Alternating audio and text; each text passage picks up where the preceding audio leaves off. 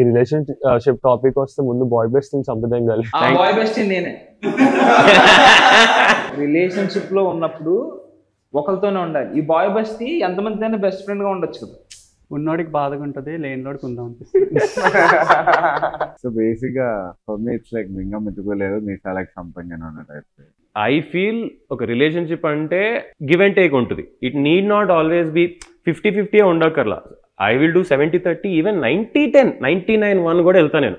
But అవతల person నుంచి ఆ 1% ఎఫర్ట్ కనిపించాలి. అది లేదనుకో there is absolutely no point. నువ్వు ఎంత తవ్వుకుంటే వెళ్ళినా నువ్వు ఒక్కడే దిగుతావు తప్ప అవతల మంచి పైనుంచి ఆగి చెప్తా ఉంటుంది. బట్ ప్రేమ కూడా అప్పుడు మనం ఆ ప్రేమలో ఉన్నప్పుడు ఎంత గుడ్డిగా ఉంటామంటే విల్ ట్రై టు అండర్స్టాండ్. అరే వాళ్ళు ఇప్పుడు బిజీ ఉన్నారేమో, టైం లేదేమో, పాపం వాళ్ళు చాలా కష్టపడిపోతున్నారు. టాలెంట్ ఓకే నార్మల్ గా వాళ్ళ సైడ్ ఏమైనా తప్పు ఉన్నా మనం ఇట్లా పాయింట్ అవుట్ చేస్తే తిప్పి తిప్పి తిప్పి మన కిందకి వచ్చి ఒక పాయింట్ లో నాదే తప్ప అనిపిస్తుంది. అది టాలెంట్ లేదని చెప్పి చాలా రిగ్రెట్ ఫీల్ అవుతారు. ఆ టాలెంట్ మనకి ఎందుకు లేదు, మనం ఏదో తిప్పి తిప్పి వాళ్ళ కింద పెట్టినాం, ప్రతిసారి మన కిందనే ఎందుకు వస్తుంది. ప్రేమలో ఉన్నప్పుడు it is a kind of drug అనమాట. అంటే కావాలి కావాలి ఇంకొంచెం కావాలి, ఎక్కువ కావాలి. ఒకనొక పాయింట్ లో బ్రేకింగ్ పాయింట్ వస్తుంది. అప్పుడు ఏదైనా విడిపోతారు లేదా నిజస్వరూపం తెలుసుకుంటారు. ఎందుకంటే ప్రేమలో ఉన్న వాళ్ళందరూ అబద్ధంగానే స్టార్ట్ చేస్తారు. వీడు కావాలని పొట్ట లోపల పెడతాడు అమ్మాయి రాగానే, లేకపోతే నీ గురించి ఆలోచిస్తుంది, ఎంత సొల్లు. ఫస్ట్ అబద్ధాలు ఉంటాయి.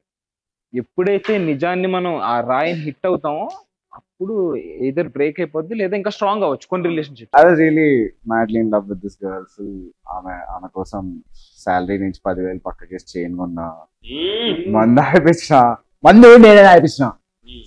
ఆమె బర్త్డే రోజు ఎవరు తాగిపోయాలి. అదే మన బాయ్స్ అయితే అరే డబ్బులు లేవరా అంటే కనీసం ఓల్డ్ మాంగ్ కొనుక్కొస్తారు. రాత్రంతా తిప్పి దానికి లవ్ లెటర్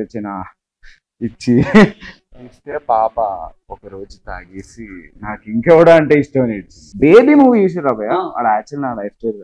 ఆడ ఆటో నడిపోయి నువ్వు కార్ నడిపోయావు అంతే తేడా. బట్ ద ప్రాబ్లమ్ ఇస్ మనం ఎందుకంటే ఎదుర్కోగలం అవుతాం. I mean don't you think it's very easy for them to just get married and move on? How can that happen, bro? You can never judge, right? I'm not judging. I think it's always about the person who gets left behind than the person who leaves. వాళ్ళే ఎక్కువ effect అవుతారు. తెలుగులో వదిలేసిన వాళ్ళ గంట వెనుకుండిపోయిన వాళ్ళే ఎక్కువ effect అవుతారు. ఎగ్జాంపుల్ ఇప్పుడు ఫర్ ఎగ్జాంపుల్ ఏంటంటే it's not you it's me అని వెళ్ళిపోతారు కదా. ఆ ఇట్స్ మీ బ్యాచ్ బానే ఉంటారు. ఇట్స్ నాట్ యూ అని ఎవరైనా అంటారో వాళ్ళందరూ ఇప్పుడు మా ఇంటి పేరు రిజెక్షన్ ఉంది కదా. ఈ రిజెక్షన్ పెయిన్ లాగా మైండ్ పర్సీవ్ చేస్తుందండి. సో విడిపోయిన తర్వాత it is obvious that we ఏదో ఒక దానికి ఎడిక్ట్ అవుతాం. అంటే like could be drugs, alcohol or gym, distraction. చిన్నప్పటి నుంచి కూడా మనకి ఎవరు రిజెక్షన్ ని హ్యాండిల్ చేయడం నేర్పించలా. ఇది మాత్రం నిజం. మనకి ఎప్పుడన్నా చిన్న దెబ్బ తగిలినా గానీ అమ్మ మా అబ్బాయికి దెబ్బ కొడతామని చెప్పి నేలను కొడతారే తప్ప మనకి తగులుతుందిరా చూసుకో అని రెండోసారి చెప్పరు. So I think this is where we should come out of CBSE syllabus. Because SSC లో చదువుకోండారు, ఎర్రిపూకలు నేర్చుకున్నారేంటి భయ్యా. సో మనకి ఆ పిల్లని చదువుతాం తప్ప నేర్చుకోం పిల్ల గురించి. మళ్ళీ లాస్ట్ వచ్చి మై పర్సనల్ ఎక్స్పీరియన్సెస్ నాకు తెలిసి నేను పూర్వజన్మలో స్పెయిన్ లో ఎద్దునై ఉంటా. రెడ్ ఫ్లాగ్ కనిపిస్తే చాలు గుద్దుకుంటే వెళ్ళిపోవటమే. నాకు మామూలు వాళ్ళు ఎవరు ఎప్పుడు నచ్చలా. నాకు తగిలిన ప్రతి ఒక్కళ్ళు ఏదో ఒక రకమైన రెడ్ ఫ్లాగే. చాలా వరకు నటిస్తున్నారు జనాలు. ప్రేమలో ఉంటే నిజం తెలుసు. విడిపోయి బాధపడ్డానని నేను అనుకున్నట్లే అమ్మాయి కూడా విడిపోయిన బాధపడుతున్నాను అనుకుంటున్నారు, కానీ అది ఎందుకు నిలబెట్టుకోలేకపోతున్నారు ఎవరు తెలియదు.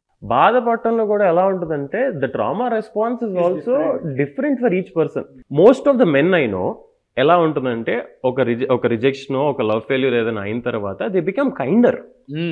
ఎలా అంటే అర్థం చేసుకోవడానికి ఎక్కువ ట్రై చేస్తారు. ఆ అర్థం చేసుకోవడానికి ట్రై చేసే దారిలోనే ఈ రెడ్ ఫ్లాగ్స్ అన్ని ఇగ్నోర్ చేసుకుంటారు. ఎవరికి మాత్రం ఉండదులే బ్యాగేజ్ అని. ఇది అబ్బాయిలు. నేను చూసినంత వరకు అమ్మాయిలు ఎలా ఉంటారంటే స్ట్రాంగర్ కంటే కూడా మోర్ స్టబర్న్.